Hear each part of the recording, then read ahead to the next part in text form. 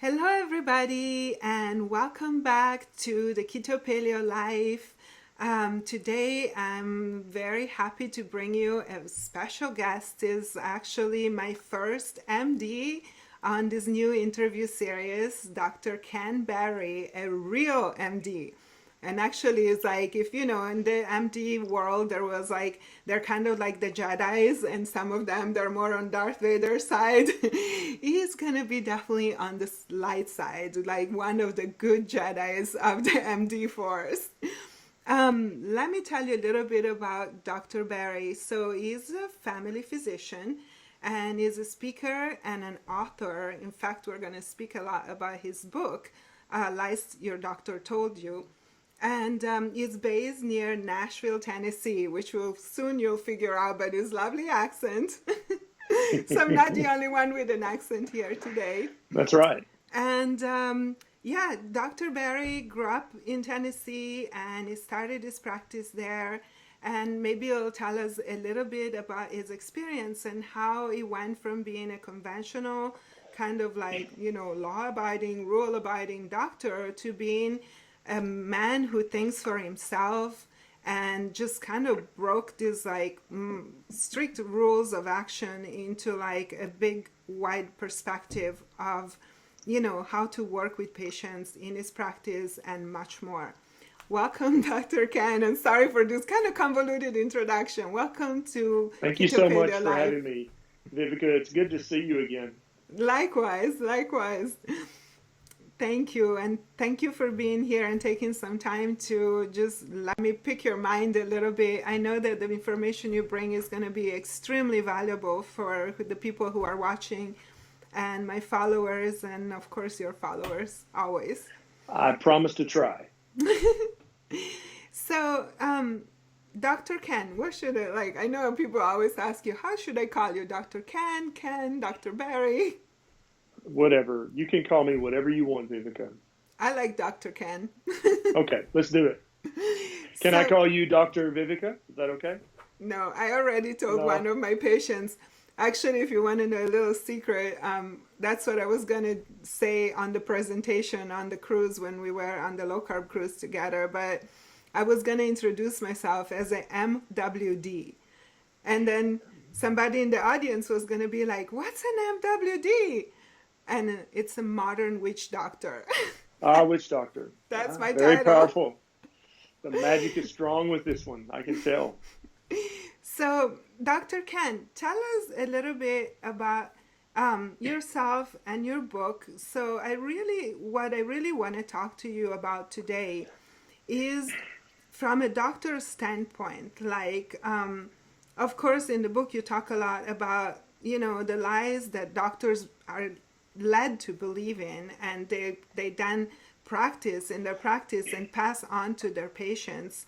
And we can talk maybe just a little bit about that, but I would really like to focus on how do we empower people who want to change their lifestyle, especially to our keto paleo lifestyle, and how do we empower them in their relationships with their doctors.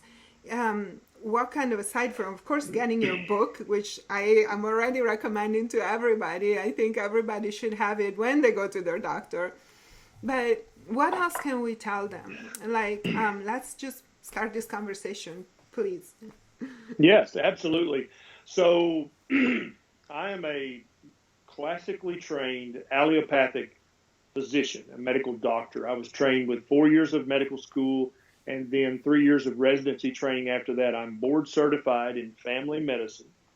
I have worked in obstetrics in my training. I've worked in the emergency room for thousands of hours, and I've been in my clinic for over 13 years now. And so I've easily seen over 25,000 unique patients during that time. And it kind of family doctors are kind of uniquely qualified to see the world from a more of a bigger perspective, a more circumspect way of looking at the world, because I've seen everybody from baby still in the womb to currently my oldest patient is 103 years old, and I go and see her at her home once a month because she can't get to the office anymore. And Wow. she's been my patient since I started my practice, and she was in her, I guess 89, 90 when I started. and now she's 103. Wow. And I don't know if that speaks to my abilities as a doctor. I think it just speaks to her genetics. But I haven't killed her. That's for sure, because she's still with us. But so I've seen a lot of things. I've seen a lot of people, and I've seen all the different lifespans and how diet and lifestyle affects all of those people, from newborns all the way up to a 103-year-old. And so, like I said, I was classically trained. So I had one half of one semester of nutrition training in medical school. And so what happened to me that kind of brought me down this path was during my 30s, I was very busy building the practice. I was working a lot of night shifts in the emergency room, getting very little sleep very often. And so my cortisol was high, and I was also eating junk constantly because of all my life, I'd been very slender, very athletic, and I could eat. I was the garbage disposal. That's what I was called in my house, because when everybody else was done, I had eaten mine, then I would eat all of yours too. And then I would go get dessert after that. And so that's, I had that super fast metabolism back then. But of course, during my 30s, it started to slow down. But then I was also sleep deprived. I was high stress, just in the pressure cooker trying to grow this practice, and also work a lot of hours in the emergency department and make some extra money to fund the practice. And so I started getting fat, Vivica. I don't know if you can imagine that, but at one point I was about 65 pounds heavier than I am now. Wow. And my A1C started going up. My triglycerides were really high. My inflammatory markers were all starting to elevate. And I kept thinking, well, that's not too bad. And each time I would check my labs, I've been checking them every 6 months for years now. And I'm probably going to make those public before long, just so people can actually see how the labs will change as you fix your diet. But at some point, I couldn't ignore it anymore. My A1C was like 5.9 or 6. And so I was pre-diabetic, definitely insulin resistant, gaining weight. And one day I got short of breath trying to tie my shoes. And I'm like, this is terrible, because I was the fat doctor that would come into your room and say, now, Mrs. Menegas, you need to lose some weight. Right? And that's just not my style. I like to lead by example. I like to walk the walk. And I was definitely not doing either of those at that time in my life and in my practice.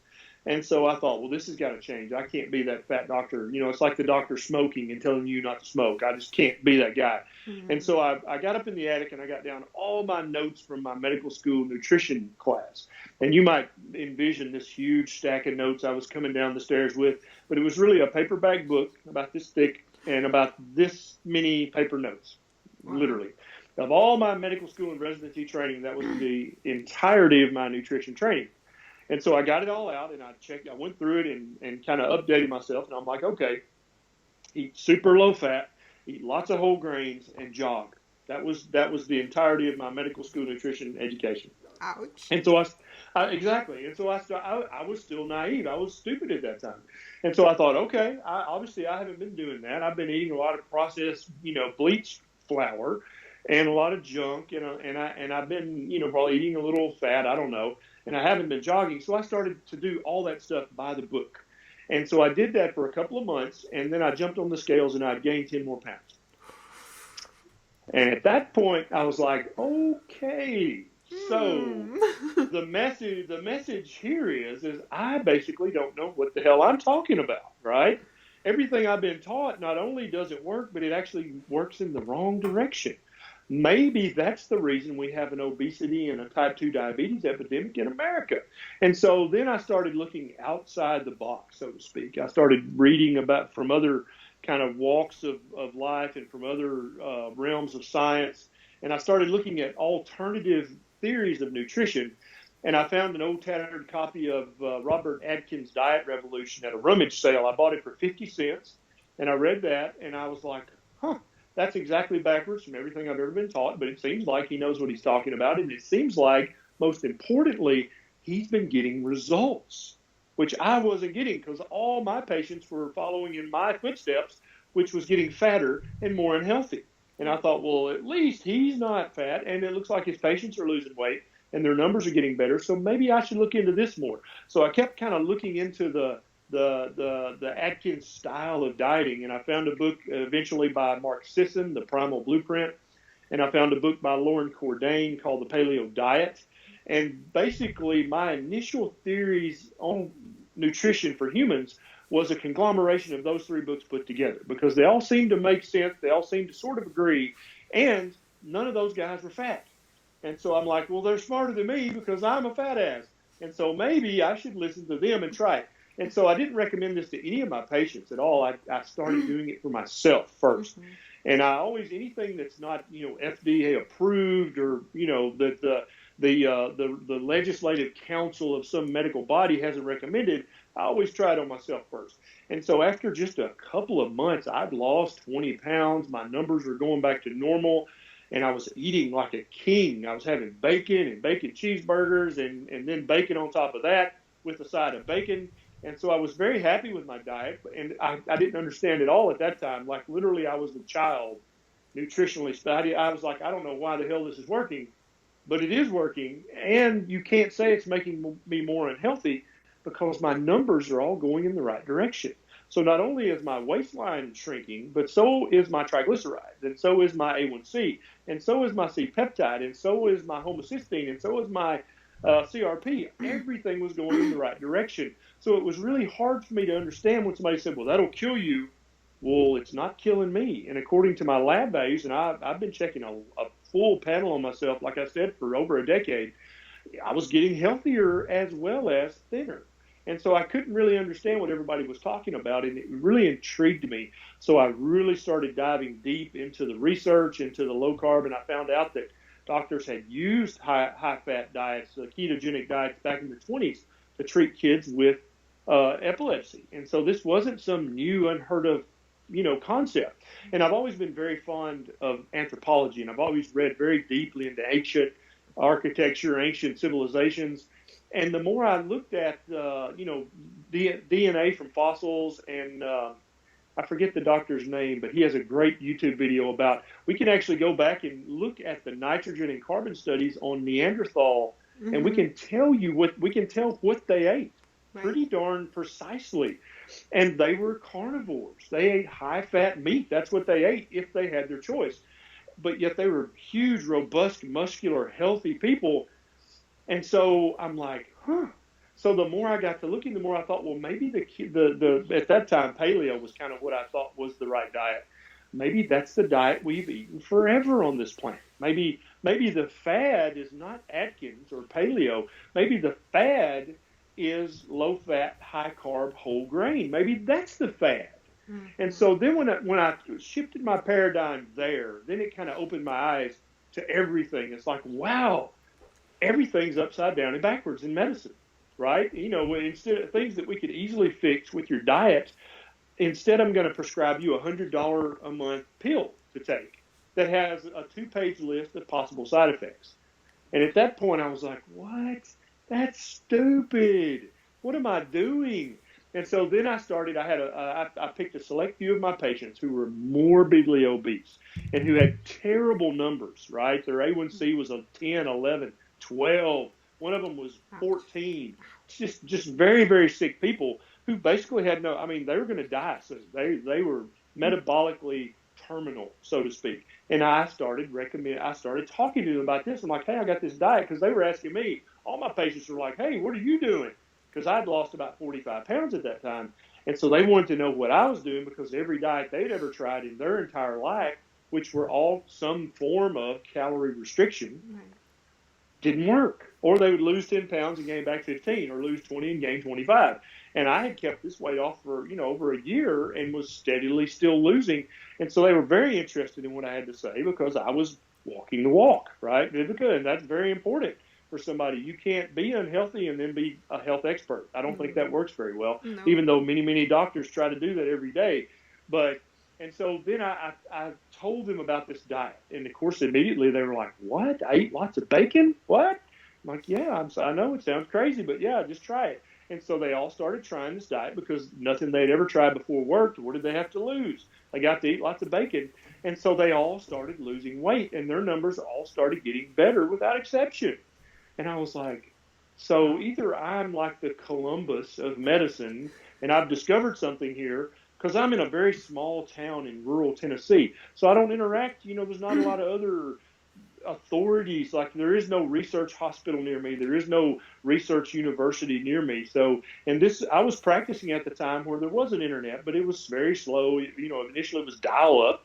And so you had to wait 45 minutes for a paper to download, which is better than it was back in the 70s and 80s when you had to wait 3 months for it to be mailed to you. But still, it was just a pain in the butt to do much research in the very beginning. And so I was kind of winging it as I went. But I kept finding books, and I'd read another book, and I'd find a website, and I'd read that. And I found Mark Sisson. He had a website called Mark's Daily Apple, which I still feel is an excellent, excellent resource for somebody who's coming from the standard American diet and basically is listening to me right now going, I don't understand anything he's talking about. What? You eat bacon? What? And so if you're listening and you're that person, check out Mark's Daily Apple. I don't make a penny off that, but I just think it's a great resource because he explains it so well. And so Mark at that time was primal paleo, but I think since then he's moved with me to the ketogenic way of thinking about this. Mm-hmm. And he's very robust, very healthy. He's older than me, but he looks amazing for his age. And so that's kind of where I came from, Vivica, as I started out being a fat, stupid, uneducated doctor when it came to nutrition. And I was kind of an autodidact. I just kind of educated myself as I went along. And then I started recommending it when it was obviously safe and it obviously worked. Then I started recommending it to my patients, and they started reaping the benefits as well. Nice. I wouldn't say you're stupid. I just think you were like uneducated. Yeah. You just didn't have access to the information. That's right. And I wasn't taught, but I also initially had that arrogance of a doctor, like, oh, whatever, that's dumb. I was taught everything there is to know in medical school, right? Mm-hmm. But obviously, no, I was not. And so that kind of opened my eyes that maybe, if I was lied to about that in medical school, what else was I lied to about? And the reason I use lie in the title of the book, Lies My Doctor Told Me, was because if your hairdresser says, oh, Vivica, you should eat more whole grain, right? You're like, okay, thanks for the advice, but and you think in your head, but she's a hairdresser. She doesn't know anything about human nutrition. That's not her field of expertise. She's not licensed in nutrition, diet, health, the care and feeding of human beings. That's not her job. She just makes my hair look great. So if you took her advice, then that's your fault. She didn't lie to you. She just doesn't know better. Also, she doesn't have a fiduciary relationship with you to know better. She doesn't have to know better about that, right? Just like if she gave you advice on how to fix your car. You'd be dumb if you took her advice because she's not a mechanic. That's dumb. So, but a doctor, a nutritionist, a dietitian, it's our job to know. Well, of course, we have to learn what we've been taught, but that doesn't give you a get-out-of-jail-free card for you to say, oh, I didn't know. Mm-mm. Your job is to know. Your job is to think about your field of expertise. Your job is to study about your field of expertise. And so if you do that diligently, you're going to come upon paleo, low carb, high fat, ancestral, keto. You're going to come across that. And then if you're thinking at all and trying to think and learn, it's going to make sense to you. There's no way it can't make sense to you because, like I said earlier, the paleo, ancestral, ketogenic diet is the way humans have eaten for the entirety of our existence on this planet. Right. That is the normal human diet. What we've been eating it for the last 50 years, we call it the standard American or the standard diet, but it's not the normal human diet at all. And if you're any kind of a student of human beings at all, which you should be if you're a doctor, you should study not just what the big pharma tells you. You should study anthropology. You should study human nutrition. You should study the human past, history. All that's important for being the best doctor you can be. And if you're not doing that, then you're doing your patients a disservice, and I think it's malpractice, in my honest opinion. And so that's kind of how I came to all this, and that's why I think that it's a lie. It's a professional legal lie that doctors and nutritionists, I think, eventually will start being held accountable for legally and ethically because it's your job to know. And if you don't know, and so if you come to me, Vivek, and I'm your doctor, and I'm like, oh, you should eat more whole grains and cut out that saturated fat, I should know better than to say that. And if I don't know better, that's not your fault. That's my fault. And that's why I chose the word lies instead of myths or untruths or, any misconceptions, because those imply that the doctor shouldn't really need to know better. But it's my contention that, the doctor should know better. It's his job to know better. I think it's very to the point, and I completely agree with you on that. It's about responsibility because, like, I Yes. think I'm not a doctor, different kind of doctor, but you guys, Which you doctor? take, yeah, it comes with more a different field of expertise. But Yes. you a doctor takes an oath, and the oath is of service, and is a Yes. service to commit to the well-being and preserving life in these patients. Yes. So when Above it all else, to do right no harm. And and so do you better make exactly. damn sure you're doing no harm. And just because Big Pharma sent a good looking drug rep to you and they said, oh, this is what you should do, if you just blindly do that, are you really doing your due diligence to do no harm? Because I don't think you are. I don't think that's. I mean that drug rep obviously has a vested interest in you prescribing that pill. They do not have a vested interest in your patient's health. That's your job as a doctor, and if you're not doing that, that's malpractice, isn't it? Well, I think this could be a whole other interview and a long conversation on the side. Yeah. But yes, I think we definitely agree on this point.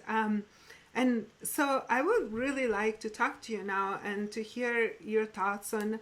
So what do we do about this? How and there is a quote. I love your quote from the book, and just like this is like I totally stole it already.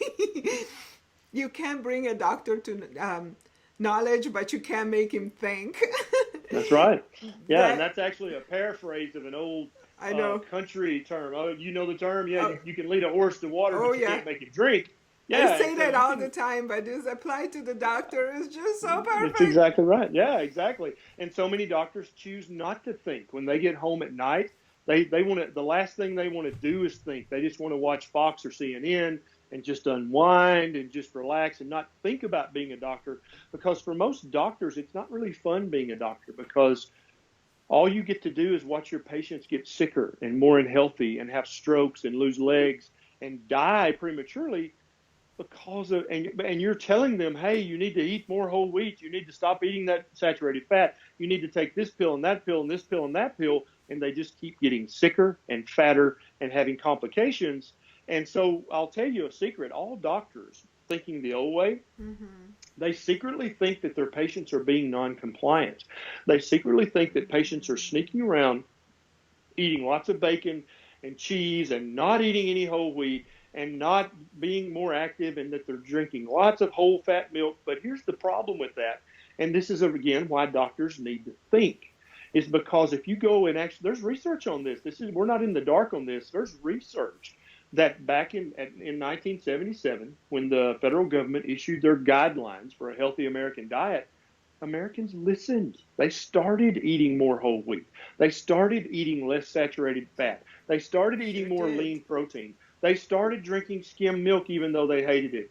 The Americans listened. Now, not every single American, but a majority of Americans started trying to do what their doctor and the federal government said they should do, which was eat a very low saturated fat, Yep. very rich in breads and whole, and they thought it was, whole grains, everything. They tried to do everything they were Yep. told to do, but it didn't work. There's a literal obesity epidemic in the US and in Canada that you can track right along with the 1977 guidelines and several other things that were introduced. And it's like, yeah, it's obvious they were listening. They have been doing what you have told them to do, doctor. Sure It just have. ain't working. Yep. Absolutely. Yeah. So, yeah, and you can definitely see those statistics. Like, unfortunately, the propaganda was good too. So they did Yes. listen Yeah. because they did a good job brainwashing people. Well, when you And have the federal government and billion-dollar food industries and billion-dollar pharmaceutical industries, yep, and they own all the lobbyists, then it's going to be really hard to it's get any other message into the mainstream media. It's not going to get there. mm-mm. And so, really, Americans had no other option but to say, either I'm just going to smoke cigarettes and drink whiskey and eat, bacon, or I'm going to do what they say. And most people who tried to be healthy did what the federal government said, and they kept having heart attacks, and they kept getting diabetes, and they That's kept right. getting sicker. And so, any doctor who's watching these trends in his patients at some point should say, wait a minute, I think these people are listening to me, and I think that it isn't working. maybe I should start looking for other advice to give my patients. So, what do you think? What is the best way for somebody who's like, so they nowadays we have the internet and Yes. information is getting out there fast. In fact, like, Yes. since I started doing a ketogenic diet, which was almost 5 years ago, and it was pretty obscure just five Yeah. years ago, and now it's like Absolutely. skyrocketed. And so you can find a lot of information almost everywhere, but again, like a lot of people get information from the internet or from a certain book that they read. There are a lot of keto books Yes. out there right now, and then they go to their doctors. And I'm telling you this because I'm on the other side. I'm the Yeah. one who gets the people who come from those doctors, and Yeah. they're kind of pulling their hair out, and I'm pulling my hair out, seeing what the Yes. doctors told them. Yeah. Absolutely.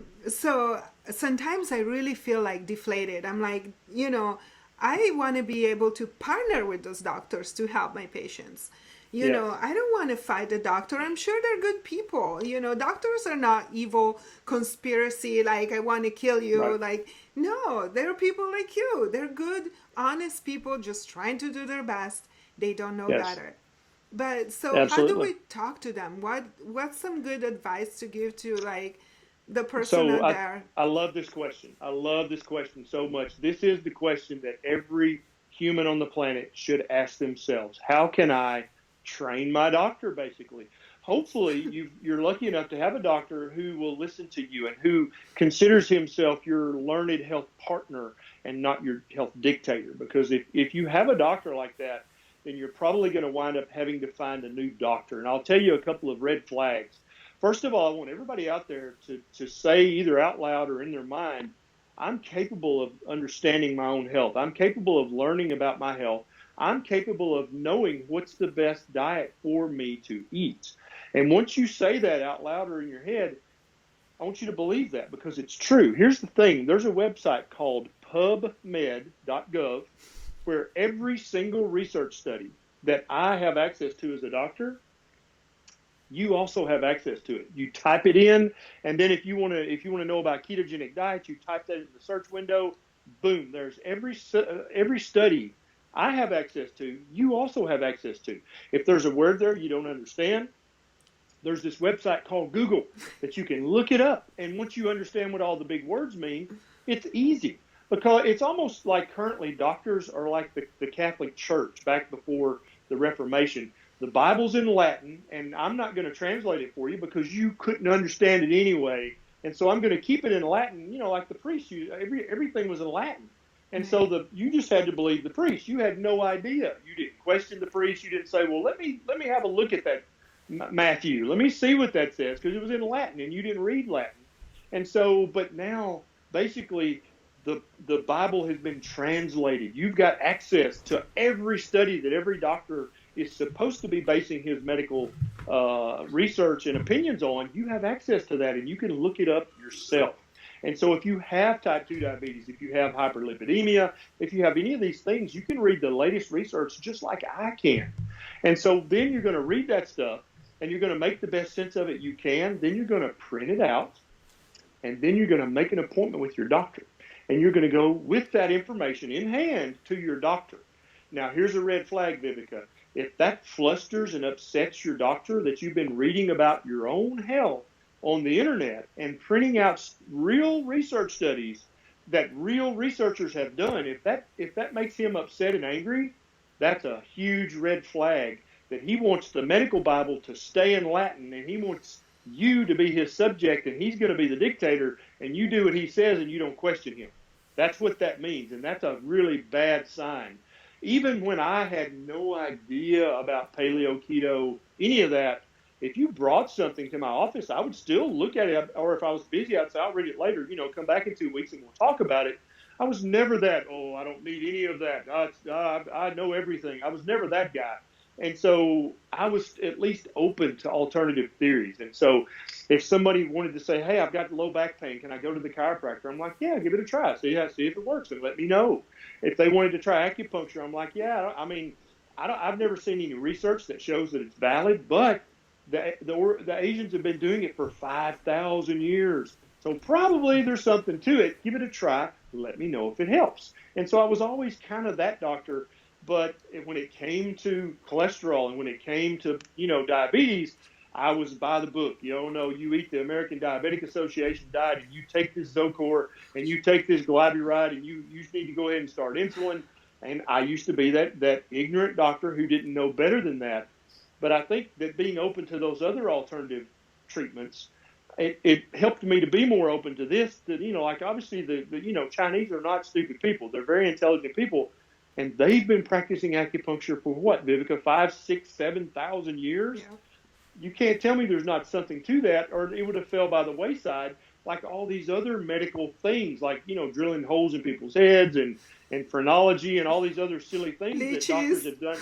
Yeah, exactly right. And so that's kind of how I got to that. So that's one test for your doctor, is to print out some stuff off the internet that's relevant to your health and take it to your doctor. And so if your doctor refuses to even hear it at all, you maybe need to find a new doctor. But if your doctor's like, well, yeah, I'm busy, I'll look it over and we can talk about it next time, that's a very good sign that you might be able to train your doctor, right? Because not all doctors want to be dictators, and definitely no doctor wants to be incorrect. No doctor wants to give you the wrong advice. They just don't know better. And I'll tell you, you're right about it not being a conspiracy. Doctors are very earnest, fervent people. We want our patients, we want to have the healthiest patients in the world, but we just think it's not possible because of the terrible, environment, whatever. It's the people sitting watching TV. We like to blame it on stuff, but really what it comes down to is the diet. It's all about the diet. And so that's a great test for your doctor. Is if he gets upset at that, that's a bad sign. And so another great test is to say, hey, I want you to check all these labs for me. I read that I really need to have my C-peptide checked. And then also when you check my thyroid, don't just check a TSH. I want you to check this full panel of labs. Love you talking about this. I'm excited now. Right. And so if any doctor, if he's the least bit like, that's stupid, I'm not going to do that, that's a waste of money. And then if you say, well, doctor, I'll pay for it out of my own pocket, I don't mind. I just want to know the results. And I've had many patients come to me, Vivica, and say, my doctor flat out, I had my checkbook out, was going to write a check. How much is it going to cost? Refuse, because I will not order that test. And if you go somewhere else and get it done, I'll discharge you from my practice and I'll no longer be your doctor. Truth. And at that point, you're done. You can get up and shake hands and be polite if you'd like to be polite. You can be rude if you'd like to be rude, but you need to walk out of that office and find a good doctor, because that's not a good doctor. Why would you not? Well, how is more information ever a bad thing? Ever. No. Right? Yeah, and so that's two great little tests for your doctor. And if your doctor fails both those tests, yeah, you may need to find a new doctor. Yeah, thank you for bringing up the second point. That's a big one for me, because it's a daily kind of battle, especially, because I deal with thyroid a lot, and so I'm always trying to get some proper labs from my patients, and I am not a prescribing doctor, so they need to go back to their doc, and a lot of them have done the route MD and then endocrinologist, and not even the endocrinologist will prescribe all the markers. Oh. And I'm like, how come I can read blood work better than an endocrinologist? Something is wrong with this picture, Yeah. And my nearest metropolitan city where all the endocrinologists are is Nashville, Tennessee. Mm-hmm. And so we have some very good hospitals in Nashville and some very intelligent endocrinologists. But when I first started doing this and I started putting my patients on desiccated thyroid like Armour and Nature and IRFA and WP, they would go, and then for some other reason, they would go to the endocrinologist and they would literally come undone and say, stop taking that immediately. That'll kill you. And put them back on Synthroid for the hypothyroidism that I diagnosed them with. And so then that same patient would come back to me 6 months later, and they would be very sheepish about telling me, like, well, he changed me over to this other medicine.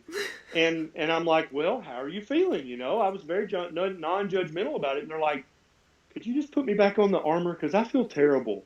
And I'm like, sure, I sure will. And so that happened, Vivica, so many times that now one of the endocrinologists in Nashville is on board. And he finally, I think he must have got tired of hearing about Dr. Berry and Armour and NatureThroid, and he Googled it, and he started reading about it, and he went, huh, that makes pretty good sense now that I think about it. And now he's perfectly fine to leave my patients on their desiccated thyroid, and he'll actually check a full panel of labs. And so my patients, not me, but my patients have educated an endocrinologist in Nashville, Tennessee, to understand how the human thyroid actually works and how you should actually test the human thyroid to get a good full picture of thyroid health. And so that's what I want everybody listening to understand is you can wake your doctor up.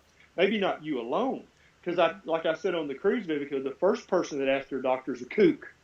The fifth person is an annoyance. But the 50th person who asked him, he's going to go home and Google it because he's going to be like, hell, what's wrong with these people? And it's some kind of mass delusion. But then when he Googles it, then you've opened the door and you've opened his mind. And then if he's any kind of a student and any kind of an intellectual thinker at all, it's game over because now he knows and he can't know that. And then he's on board. That's it. You just trained your doctor. It's entirely possible and it shouldn't be necessary. I can hear you thinking, yeah, I shouldn't have to do that. You're right. You shouldn't, but you do. And wow. Currently in the U.S. and in Canada, especially in Canada, man, they won't order anything in Canada that's not approved by the powers that be. But when I promise you guys in Canada, my cousins to the north, when enough hundreds of you guys have asked your doctor, he'll Google it, and then he'll be like, what the heck? How am I going to deal with this? Now I know this knowledge, but my medical regulatory board won't even let me practice on what I know to be right. And then when enough doctors know, it'll all change. And, I have faith in this happening. And I think this is a beautiful point that you made that, we shouldn't have to do that. But I also, this is what's happening right now. So it's useless to sit there and complain and whine. That's right. That's right. But we can do something about it. I mean, yeah, it's just like the spouse that complains because she has to pick her spouse's dirty socks up out of the floor. Yeah, you shouldn't have to do that. But if you want the socks out of the floor, you're going to have to pick them up yourself because he's not going to do it. So, yeah, not fair. But often life is not fair. But usually when life's not fair, that gives you the opportunity to change your life. Right. I think that's a spiritual practice, especially picking up socks, other people's socks. Leave alone your own. But yes, that's right. And I think that's also part, like one thing that I think we have this view really in common is like I teach empowerment to my patients. And the first thing that I tell them when I screen them before taking them as a patient, I tell them like, what I do is not for everybody because I teach you how to take responsibility for your health. You have the power to understand what's going on in your body.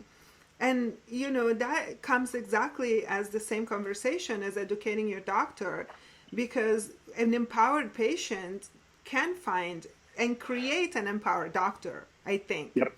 Enough Absolutely. Empowered patients can empower the doctor to be a better doctor and have more success, and in the end be a happier person, because like you say, you don't want to go home night after night seeing people like limbs getting chopped off and and everybody just getting fatter and sicker, even if the drug rap gives you those nice little bonuses. I mean, Not everybody lives just for the Ferrari parked outside the house. There is more. And I can tell you, I remember vividly thinking, man, being a doctor kind of sucks because I don't really feel like I'm doing anything to help anybody because nobody's listening to me. Nobody's taking my advice. They just all keep getting sicker and fatter. And it's obviously not my fault because I'm a doctor. They just are not listening to me. And so it was very frustrating, and almost I could see how a doctor could become very depressed because it's just like you're not making any difference in the world whatsoever.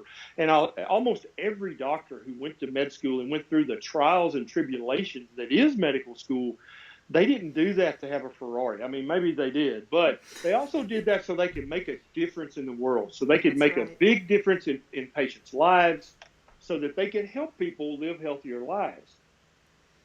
Sorry, I had to plug in there. There we go. So no doctor just went to medical school to be a millionaire and to hell with the patients. Nobody did that. We did that because it's too hard. You wouldn't have stuck with it. You'd have dropped out.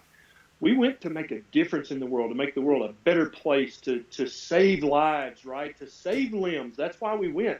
And so any doctor, if faced with, hey, dude, you're basically not having any effect on your patients at all. You're prescribing a lot of medicine, and you may be making their blood sugar go down a little or their cholesterol go down a little, but you're not really affecting their health at all. That's very depressing for somebody who really wanted to make a difference in the world. And so now I can tell you, I had a new patient today who drove from Michigan to Wow. see me. And they were like, I love you so much because I can tell how much you enjoy doing this. And I'm Nice. like, yeah, this is freaking fun because I know that if you listen to me, you're going to get healthier and you're going to be happier. Your depression's going to get better. Your anxiety's going to get better. You're going to sleep better. Your belly's going to get flatter. Your grandkids are not going to miss you because you won't be dead from a stroke. You'll be out in the yard kicking the soccer ball with them, right? Yeah. And so that makes it very fun to practice medicine and to do what I do because I get to have 103-year-old patients, and I get to have let me tell you a story. I had an 89-year-old patient. He's a male, and he came to my office for follow-up. He had been in the ER a couple of weeks before. He had wrecked his ATV and broke 4 ribs. Ow. Okay? Now, you're like, oh, my God, that's terrible. This poor old man. No. This man, I said, what the hell were you doing? He said, well, I was jumping, and I was showing out for my girlfriend. That's the kind of patience I have. Jumping Okay? with the ATV. Yeah, he was going to jump over something. He was showing off for his girlfriend, and he wrecked and broke 4 ribs. Yeah, that's the kind Wow. of patience I have. And so you can see how that's fun. That's awesome. What a story.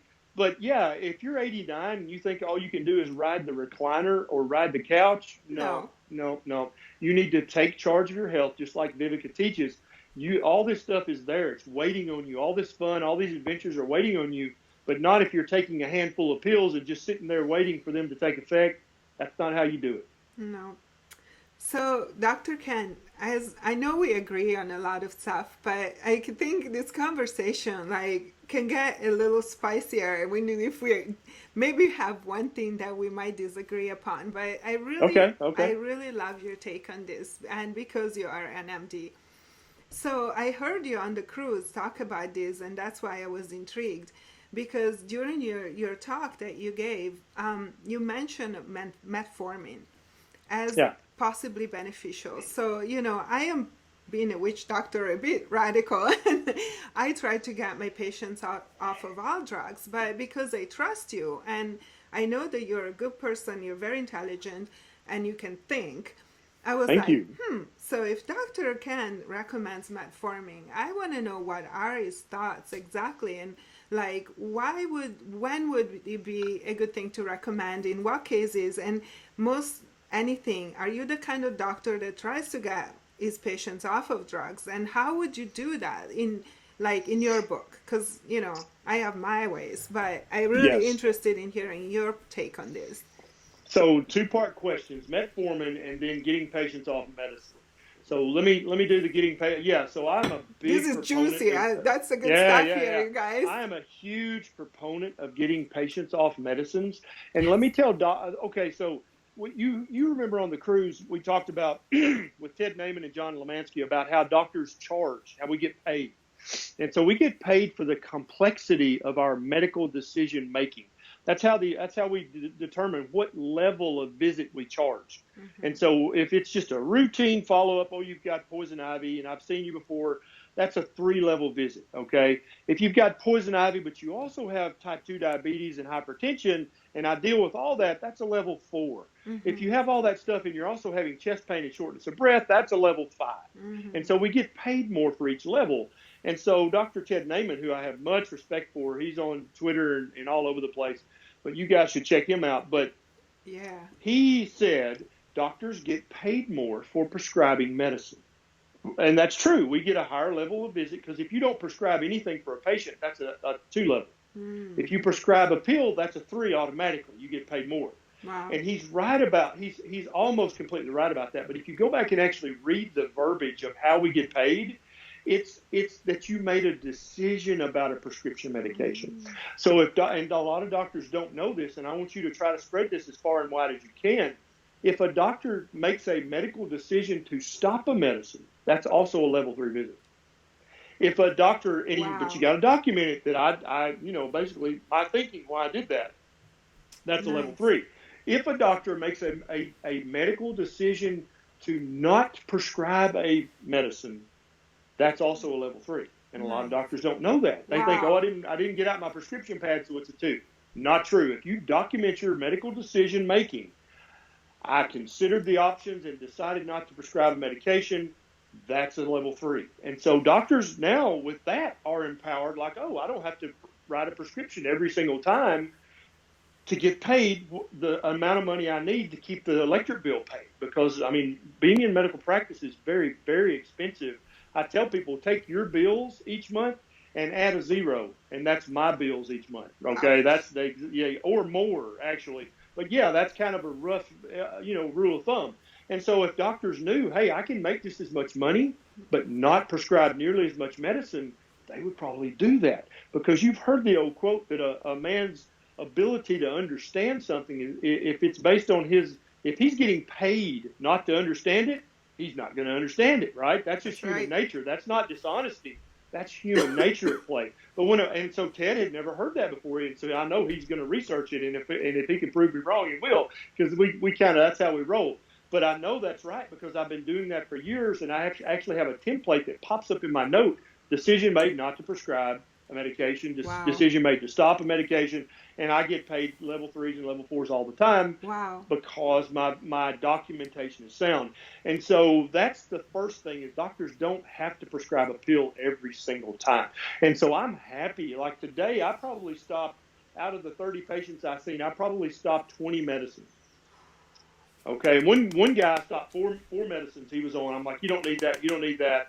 Or I'll say, now you can take this medicine as needed, because so many patients, if a doctor writes a medicine, they're going to take that every single day. They're not, and I'm like, no, don't take that every day. Just take it occasionally when you need it. That's all the permission they need. They'll never take that every day again. But doctors forget to say that because we're busy. And so I'm very happy to not prescribe medicines and to stop medicines all the time. So the second part of the question, metformin.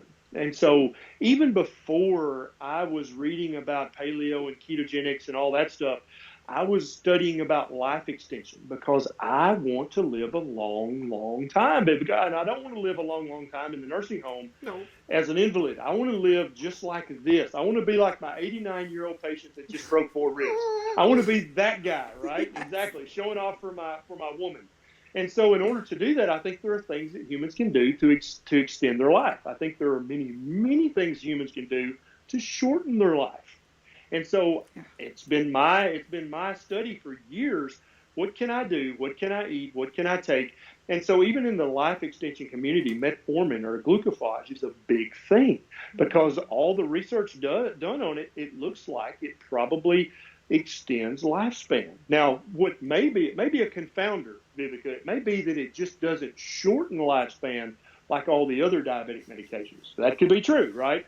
And then the other thing it looks like it does is it looks like it helps to prevent cancer a little bit. And so that's the other big thing about it. Now that can be confounded also, because I think all the other diabetic medications actually elevate your insulin and elevate your risk of cancer.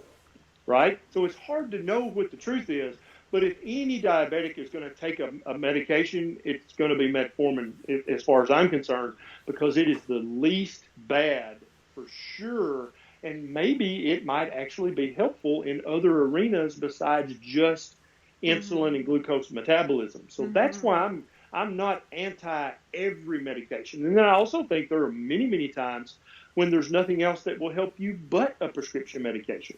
Right? And that's not every time, but that's sometimes you need a prescription. You need an injection. You need to be in the intensive care unit sometimes. Those are needed things, but not for every single patient like some doctors practice. And so that's kind of my take on metformin. And so metformin has such beneficial effects on blood sugar levels and on insulin levels, both. It affects both of them in the right direction. And it seems to help them with weight loss, and it seems to Mm-hmm. help keep their inflammatory markers down as well. And so based on all of that, that's why I'm not anti-metformin or anti-glucose. That's why. Thank you. That's a great answer. And I love it because like it also helps me. It was kind of a selfish, little Hmm. bit selfish, but I get a lot of cases, that come to me and they're like, insulin and metformin, diabetic for 20 years and, where do we start? And, being my goal to be medication free and kind of, restore the pancreas activity and all that good stuff that doctors don't believe in. But sometimes I'm like, not being trained as a doctor and, I don't have that deep knowledge of medication. So I'm like, where should it start? Which one do we eliminate first? So do we go by insulin first or metformin first? And this is great because it tells me that taking out the insulin first is probably the better choice and leaving Much that better choice. Yes. metformin in so that then that's an easier one to wean off as the pancreas starts kicking back in and cell receptors get sensitive again and all that good stuff. Exactly right. Exactly. Yeah, I think that this is great information. There are a lot of people out there on these medications, and I think that Dr. Ken and I are fighting the same battle. I know that it's one of your main thing to reverse the diabetes epidemic. Yes, that And is my mission in life, is to bend the curve and yep, make the epidemic go away. That's my goal before I retire at 97 years of age is when I plan on retiring, which is never. I Yeah, think that you're pretty much a force of nature, and I have faith in your endeavor, and I think that it probably will happen. I hope so. I hope so. I won't stop until it does. I know. I'm right there behind you, and like that's I've only been in practice by myself for 4 years, but I started out my practice with focus on diabetes and reversing diabetes too, and then it just so happened it slid into endocrine like so mysteriously. But that was diabetes is kind of my first love because I was right there too. My rude awakening was pre-diabetes, and Yeah. I was like, what? I was already a nutritionist. Like, how did that happen? Yeah. Well, basically, all of human health is diet plus hormones. That's probably, I mean, that's literally 99% of it. The rest of it is trauma and bad luck, right? And so if your diet is right and your hormones are optimized, you almost cannot get sick. But if your diet is terrible and your hormones are off, you almost cannot get well. And so I think though if you and so it's a I think it's a natural progression to start out studying nutrition, and then all of a sudden you look up and you're studying hormones because they go hand in hand with human health. They're almost inseparable because when you're changing someone's nutrition, that's working on their hormones. That's what you're doing. You're doing Right. that, but you just didn't know you were doing that yet because you hadn't got that far down the road. But when you get further down the road, you're like, oh, it's all about hormones actually. Mm-hmm. Okay, so that's what I was doing by changing their nutrition. I was optimizing their hormones because the ketogenic diet, unlike any other diet I've ever seen, will move people's hormones towards the optimal level. I've never seen a diet that could do that before except for the ketogenic diet. And I'm not saying it fixes them or corrects them completely. I'm saying it moves them in the right direction. Whereas the standard American diet uniformly moves them in the wrong direction. We're actually showing our house. So there's some people, they're not going to be in camera, but they're coming by. I'll say hi to them.